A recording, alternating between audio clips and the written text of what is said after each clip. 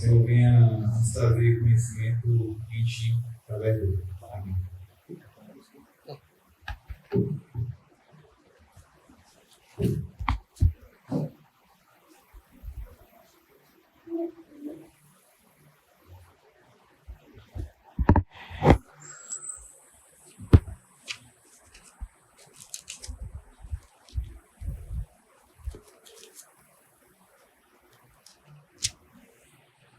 Hoje, irmãos,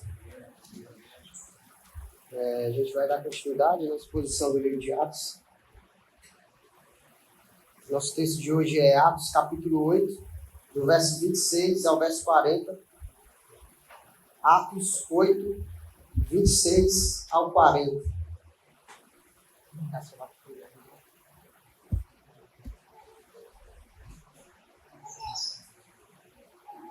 Atos 8, do verso 26 ao verso 40.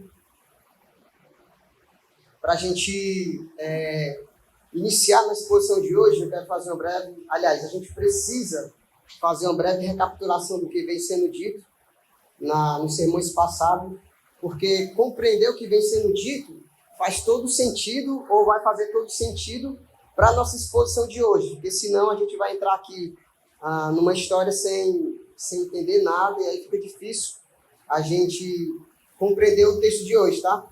Então, seguinte, fazer uma breve recapitulação. O Evangelho chega em Samaria por meio de Filipe, Atos capítulo 8, verso 4. Tal fato de o Evangelho chegar em Samaria cumpre as palavras de Jesus, quando ele disse que, Atos 1:8, recebereis poder quando receberdes o Espírito Santo, e ser-me-eis testemunha tanto em Jerusalém, Samaria e até os confins da terra. Então o Evangelho chega em Samaria por meio de Filipe. Este Filipe, que já foi exposto pelo Anderson, pelo Vitão, este Filipe foi um dos 7 escolhidos pelos discípulos para servir a igreja, Atos capítulo 6, e ele bem atendia aos requisitos, né, para estar servindo a igreja. E Atos capítulo 6 diz que os 7 discípulos que foram escolhidos, eles precisavam ser cheios de sabedoria, cheio do Espírito Santo, e eles precisavam ter uma boa reputação. E Filipe era um desses que atendia esse requisito para servir a igreja. Então é esse Filipe que vai pregar o Evangelho em Samaria.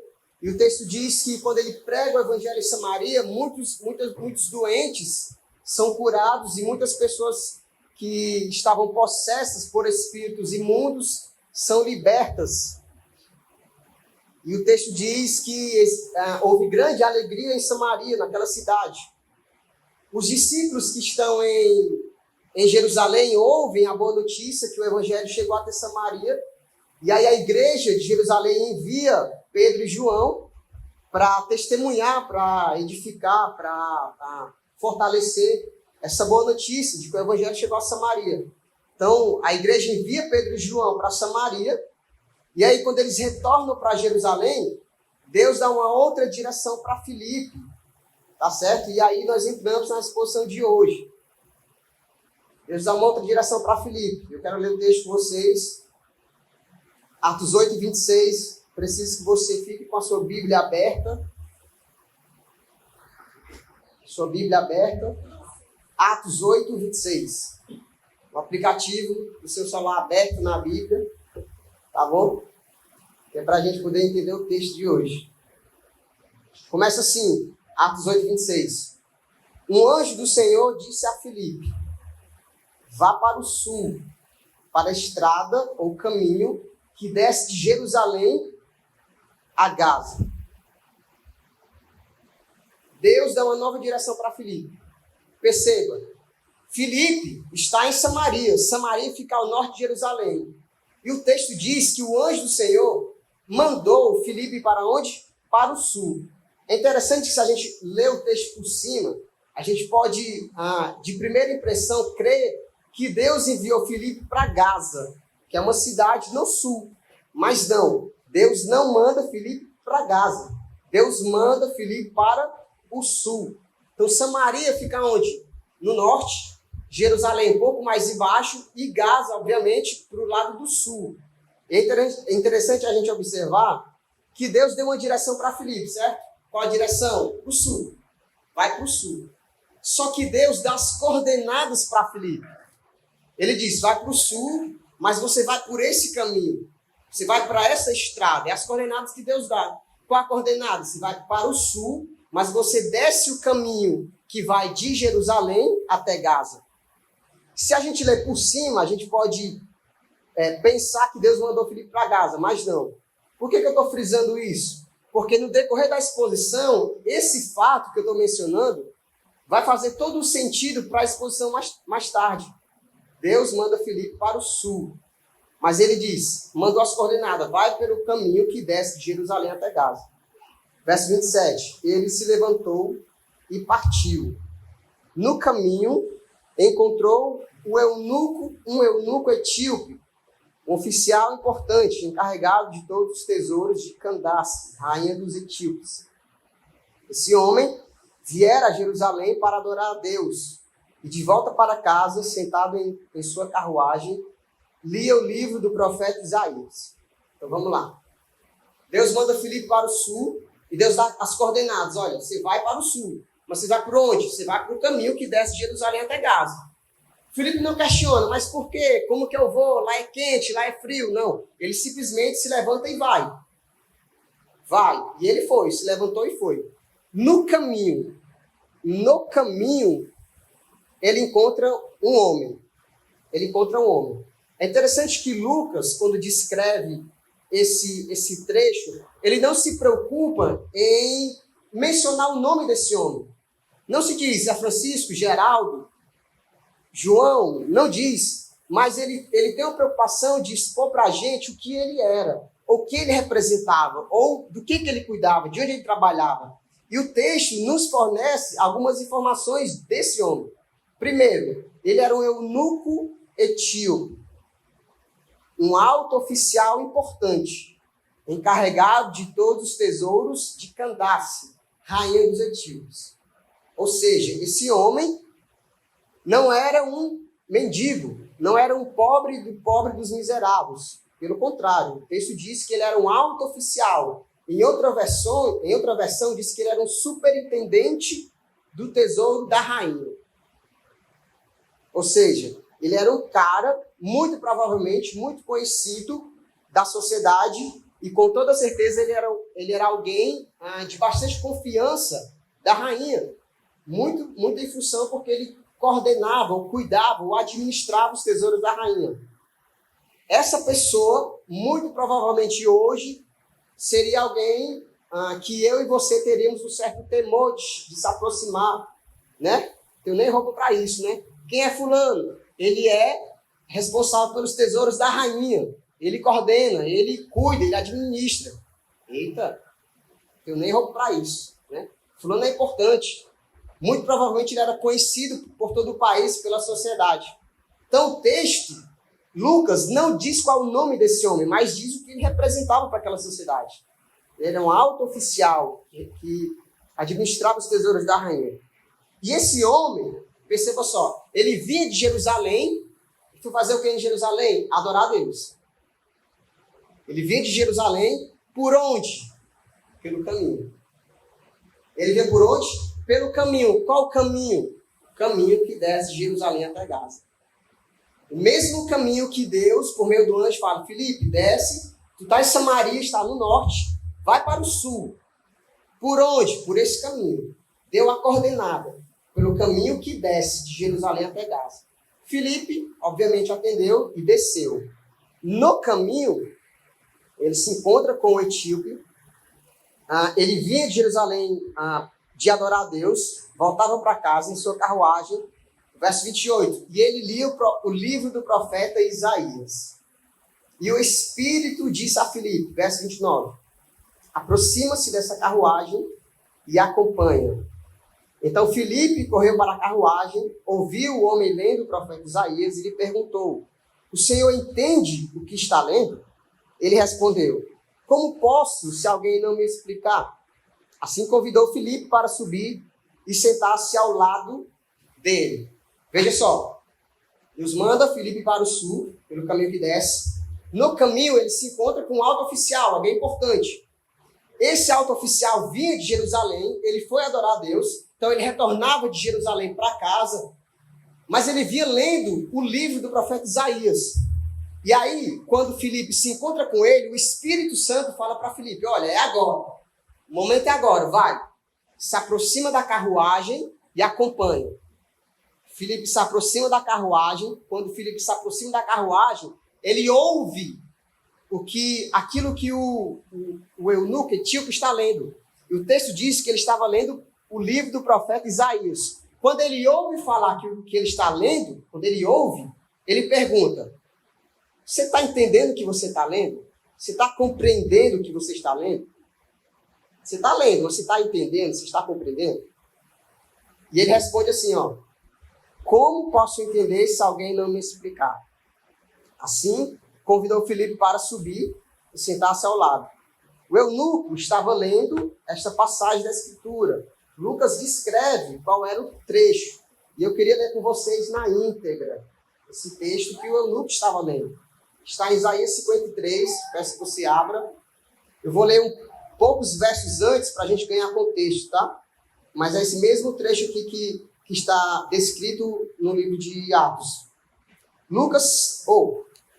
Isaías 53. A partir do verso 4. Queria ler com vocês atentamente o que está escrito.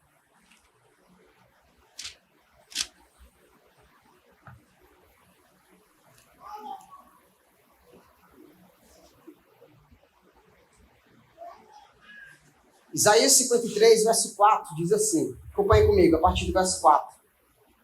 Certamente, ele tomou sobre si as nossas enfermidades, sobre si levou as nossas doenças. Contudo, nós o consideramos castigado por Deus atingido e afligido. Mas ele foi transpassado por causa das nossas transgressões, foi esmagado por causa de nossas iniquidades.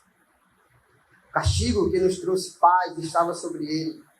Pelas suas feridas fomos curados.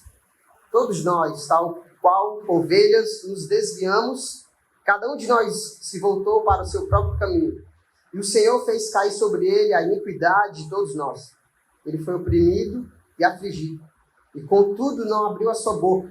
Como um cordeiro foi levado para o matadouro. Como uma ovelha que diante de seus tosqueadores fica calada, ele não abriu a sua boca. O julgamento opressivo ele foi levado. E quem pode falar dos seus descendentes? Ele foi eliminado da terra dos viventes. Por causa da transgressão do meu povo, ele foi golpeado. Filipe se aproxima do etíope. O Espírito Santo diz, olha, vai, se aproxima da carruagem. É agora, esse é o momento. E ele está lendo o livro do profeta Isaías. Lucas escreve um pequeno trecho, mas eu quis dar na íntegra, né? Isaías 53, todo esse texto que ele está lendo. É tão real que o eunuco não estava compreendendo o que ele estava lendo, que no verso 34 ele pergunta. O eunuco pergunta a Filipe, verso 34, diga-me, por favor, de quem o profeta está falando? Então, Filipe, começando com aquela passagem da Escritura, anunciou-lhes as boas novas de Jesus. Ele vinha de Jerusalém, ele foi adorar a Deus, ele estava lendo, se debruçando na Escritura do livro do profeta Isaías. Para a gente que já é conhecido, mais conhecido como profeta messiânico, hoje nós compreendemos de quem que o texto estava falando. De quem? Jesus. Esperando, né? Jesus. Só que ele estava lendo e não estava compreendendo. Só que perceba, irmãos, olha que interessante. Deus, por meio do anjo, manda Filipe, vai para o sul.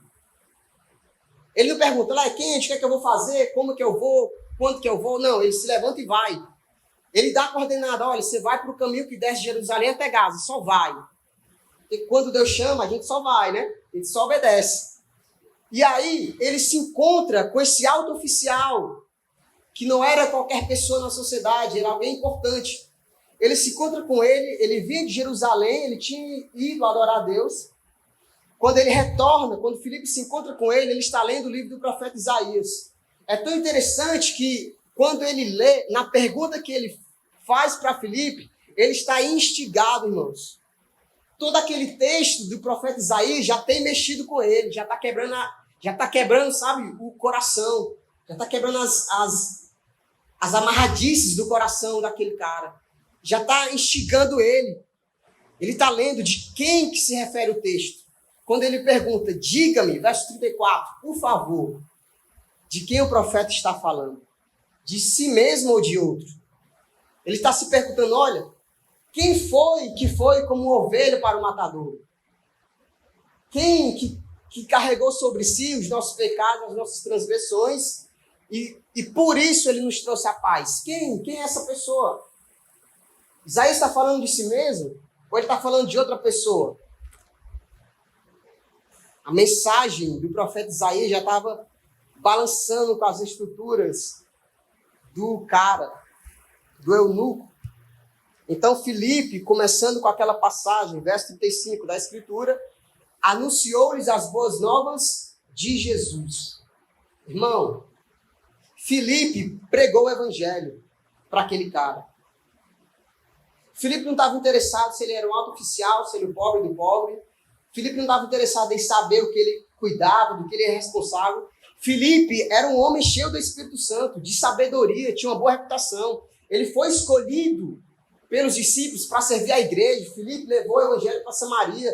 Pessoas foram curadas, pessoas imundas foram libertas pelo Senhor. Grande alegria chegou naquela cidade. Filipe pregou o evangelho para aquele cara. Filipe falou de pecado, irmão. Filipe falou de pecado, Filipe falou da ira de Deus contra o pecado e contra o pecador. Filipe falou de redenção na pessoa de Jesus. Por meio de Jesus, o Filho de Deus se encarnou, nasceu, morreu e ressuscitou, e por meio dele nós temos a vida eterna. Filipe falou, irmãos, da justificação na pessoa de Jesus. Filipe falou do batismo. Filipe pregou o evangelho todo, irmãos, para aquele cara. Porque esse é o evangelho todo. Não esse evangelho fragmentado que nós vemos por aí. Deus é só amor, fofinho, lindinho, que não requer de ti nada. Não. Filipe era cheio do Espírito Santo. E por ser cheio do Espírito Santo, ele prega o evangelho todo de Jesus. Ele fala de pecado, ele fala da ira de Deus sobre o pecado e sobre o pecador, mas ele fala da redenção em Cristo. Verso 36. Prosseguindo pela estrada. Filipe está explicando a Escritura, certo? Chegaram a um lugar onde havia água. O eunuco disse, olha, aqui está a água. O que me impede de ser batizado? Essa pergunta dele, para mim, mexe muito comigo. Porque Filipe, sem forçar o texto, tá? Sem forçar o texto. Mesmo porque Filipe acabou de pregar o evangelho para ele. O verdadeiro evangelho de Jesus Cristo. Filipe acabou de esclarecer para ele. Quando ele pergunta, olha, está aqui a água. Filipe falou sobre o batismo, irmão. Pregou tudo. Quando ele pergunta, olha, está aqui a água. O que me impede de ser batizado? Na minha leitura, era como se o eunuco tivesse... Ele já estava rendido, irmão. Ele já estava rendido à mensagem do evangelho. Quando ele reconhece que precisa de alguém que o explique, e ele convida o Filipe para explicar, quando ele pergunta de quem, por favor, de que o texto está falando, ele já está rendido. A mensagem do evangelho já tinha destruído as amarradices dele, do coração dele. Já tinha desbancado tudo, ele já estava rendido. Quando ele pergunta, olha, está aqui a água. O que me impede de ser batizado? Na minha leitura, e é isso que o evangelho faz, irmão. O verdadeiro evangelho de Jesus faz isso com o pecador. Porque quando ele se depara com a graça de Deus, quando ele se depara com o amor que constrange o pecador, quando ele se depara com esse amor imerecido, com essa graça imerecida, ele se desprende. Ele não quer saber do que ele vai perder, ou de quem ele vai perder. Ele só quer fazer parte. quando ele pergunta, olha, o que me impede de ser batizado? Existe alguma coisa que eu preciso fazer? Escute. O que eu preciso fazer para fazer parte da família de Deus? O que eu preciso? Eu preciso fazer alguma coisa? Eu preciso doar? Eu preciso abandonar algo? Porque eu quero fazer parte da família de Deus? Porque eu quero fazer parte do corpo de Cristo? O que eu preciso fazer? Em outras palavras, o que me impede? Ele está olhando para a mensagem que ele acabou de ouvir e ele está olhando para si. Tá, isso me constrangeu, isso me quebrou, eu quero, Jesus. O que eu preciso fazer? Eu preciso ofertar. Porque é isso, irmãos. Quando o verdadeiro evangelho de Jesus quebranta, atrai o pecador para si, ele se vê totalmente desprendido de tudo. É tão real isso, que tudo aquilo que a gente perdeu, se propôs a perder por amor de Jesus, é nada, irmãos, se comparado ao amor de Deus. É nada.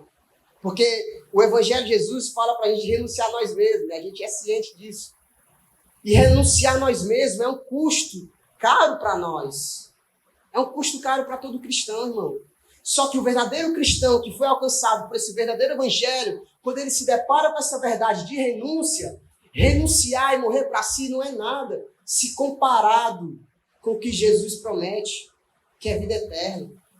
A mesma coisa, olha, estou vendo, renunciar para mim, ok, ter que abandonar pecado. Ele faz todo o cálculo, só que quando ele olha para a cruz, ele olha para Cristo, ele equaciona as coisas, ele vê, vale a pena. Vale a pena. Ele faz todo o cálculo.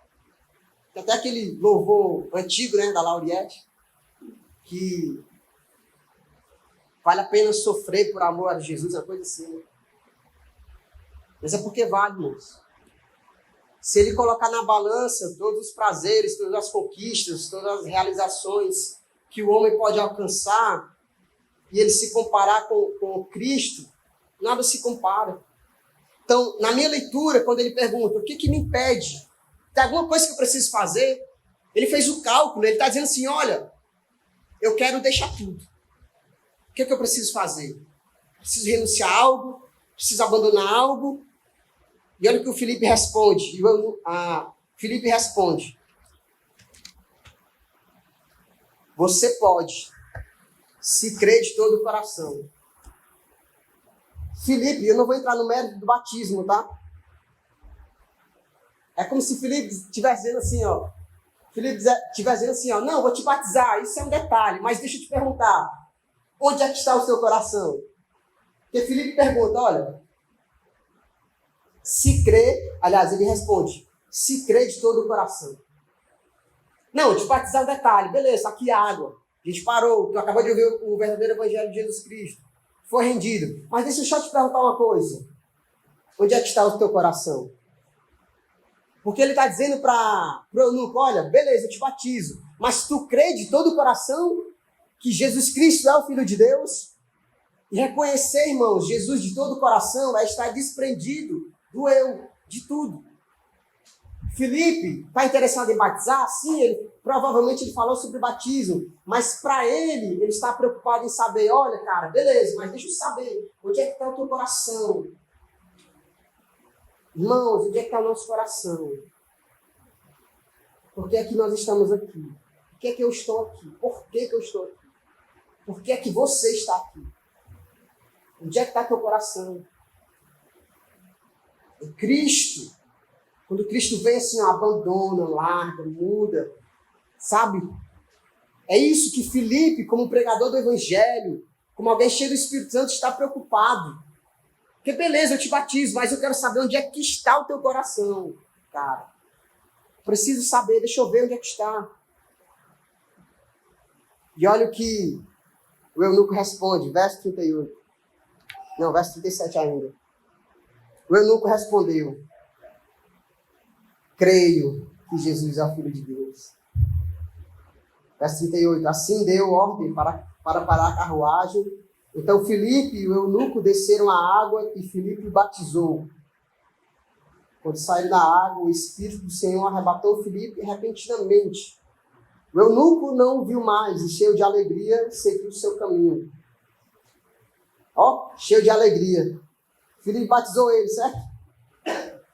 Filipe batizou porque ele disse, olha, eu creio que Jesus é o Filho de Deus. Lembra quando ele vem de Jerusalém? Quando o Espírito Santo fala para Filipe, vai, agora é a hora. Se aproxima da carruagem. Quando Filipe se aproxima, ele está lendo, se debruçando na Escritura. E aquela mensagem está causando algo no coração dele. Ele já havia sido rendido pela verdade de Jesus. E aí quando Filipe pergunta, olha, onde é que está teu coração? Beleza, eu te batizo, mas tu crê que Jesus é o Filho de Deus? Você crê de todo o coração? E ele responde, sim, eu creio que ele é o Filho de Deus. Ele responde. Filipe batiza, Filipe é arrebatado, pode sair da água para um outro lugar, e o eunuco sai cheio de alegria, porque é isso que o Evangelho faz, irmão. O mundo prega uma falsa sensação de alegria quando você vive. Quanto mais prazeres, quanto mais dono de si mesmo, quanto mais empoderado, empoderada, mais feliz, mais independente, você é isso, você é aquilo, você pode. Mas quando o Evangelho verdadeiramente chega, ele traz o real sentido de alegria. Que é o quê? É ter Jesus. É tão interessante, irmãos, que ter Jesus é tão real, essa alegria é tão real, que Filipenses, capítulo 4, verso 5, diz que e a paz que excede o entendimento. Essa paz que excede o entendimento é só Jesus que traz. E o que é essa paz que excede o entendimento? É a paz que só o verdadeiro cristão tem. Como? Que em meio ao caos que ele vive, em meio às lutas, às dificuldades, ele está lá no meio, cara, que loucura, que dificuldade, que tristeza, que luta, que ansiedade. Ele está ali vivendo um caos na vida dele, mas ainda assim, o verdadeiro cristão sente uma paz. Algo vem da parte dele, de dentro dele, que vem do Senhor. Essa é a paz. A verdadeira paz que o cristão, quando ele chega para outro, fala assim, como é que tu tá, irmão? Cara, tá difícil. Tá difícil, ó. A luta tá pesada. Mas e aí? Não, mas Jesus é bom. Só o verdadeiro cristão pode dizer isso. Mas olha, Deus é bom. Mas ele cuida, mas ele ama. E é isso. Porque a raiz do contentamento dele é quem? As circunstâncias? Não, é Cristo. Então ele sabe que independente do que ele passa aqui na terra, ele consegue achar ou encontrar essa paz, que é Cristo, a verdadeira paz autêntica. Então o eunuco sai após o batismo, cheio de alegria, irmão. Ele sai cheio de alegria.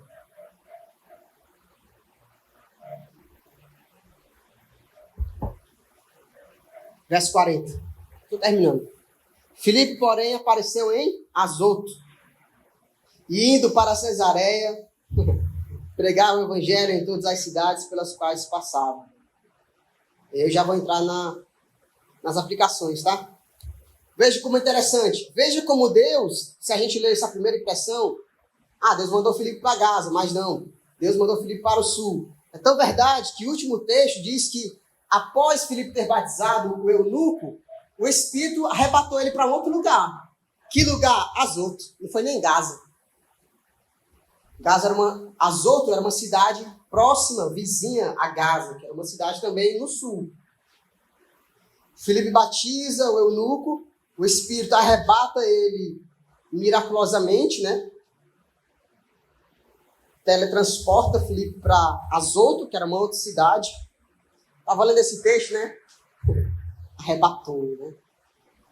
Filipe acabou de batizar o eunuco e o Espírito arrebatou. E o texto diz, verso 40, que ele apareceu em Azoto.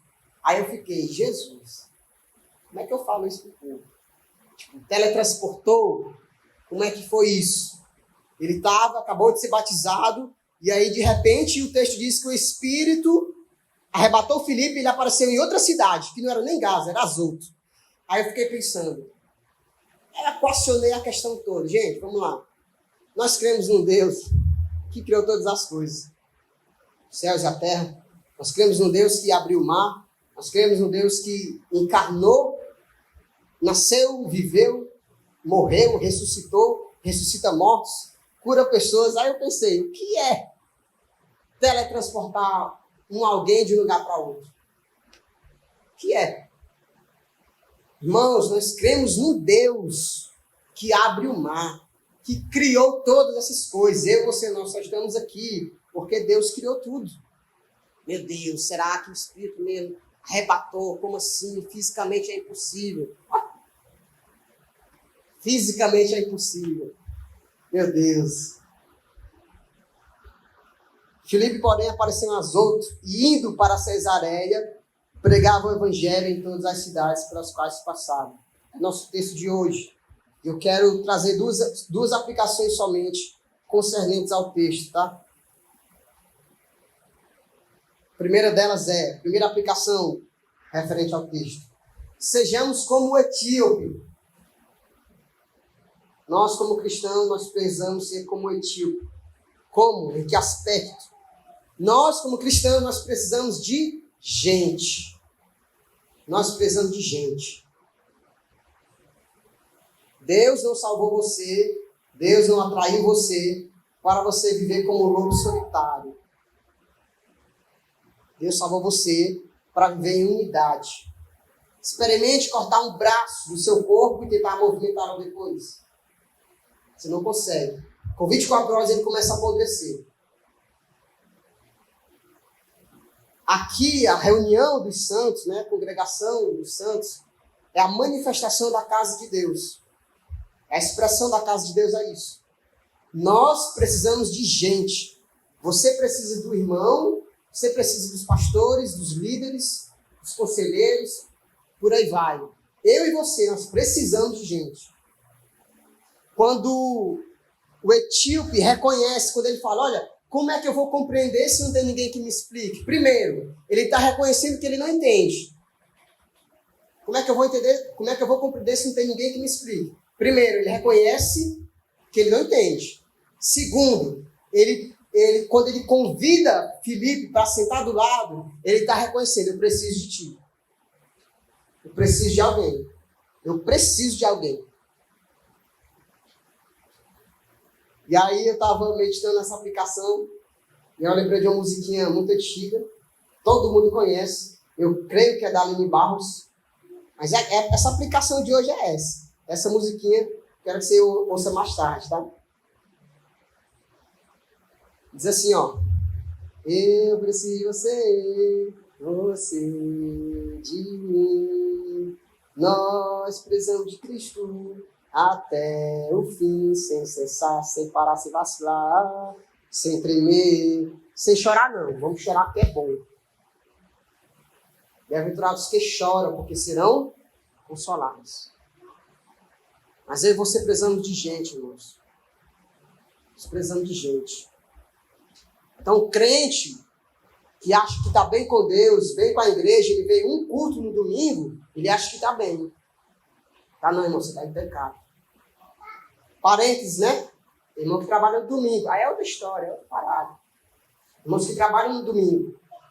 Mas se você vem uma vez no domingo, uma vez no mês, no ano todinho, você vem quantas vezes? 12, gente. Aí você quer dizer que você está bem com Deus e com a igreja, vindo uma vez no mês? Você não está. Por quê? Porque existe a necessidade do corpo de Cristo estar conectado com o Cristo. E como é que ela está conectada com o Cristo? Aqui. Nós precisamos de gente. Chorar, contar os pecados, confessar a tentação, lutas. Meu irmão, estou passando por isso, estou sentindo isso. É isso. Ouça a musiquinha lá no embaixo mais tarde, tá? Você entendeu hoje. Então, a primeira aplicação é, nós precisamos ser como o etíope. E a segunda aplicação é, nós precisamos ser como Filipe.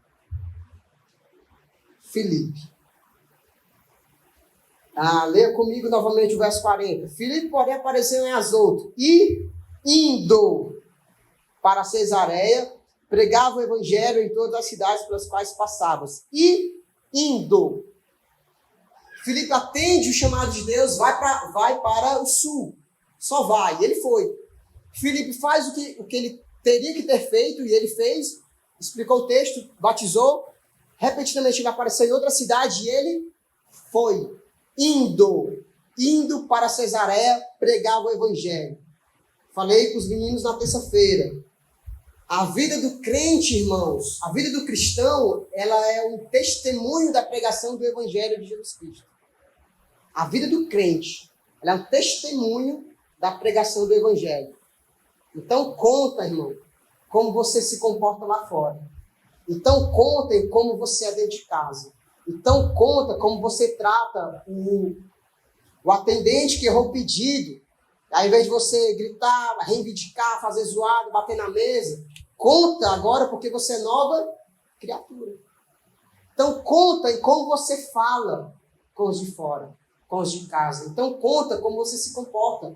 Então conta como você vive.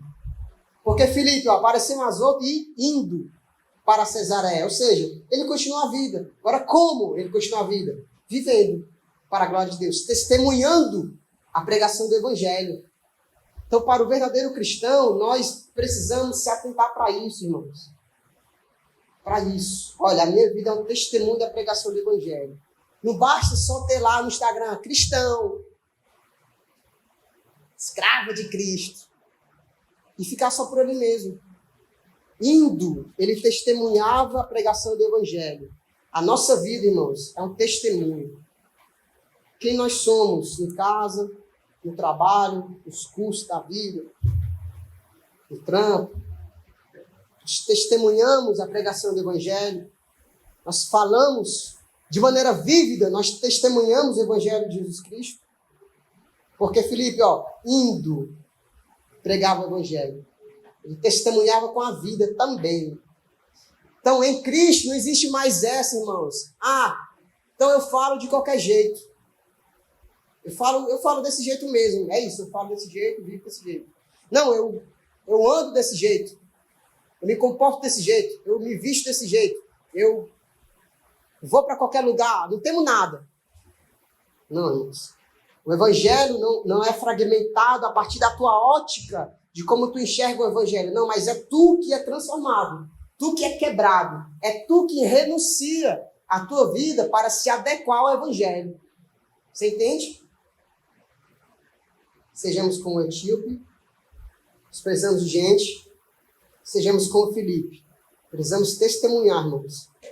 Falando e vivendo o evangelho de Jesus Cristo.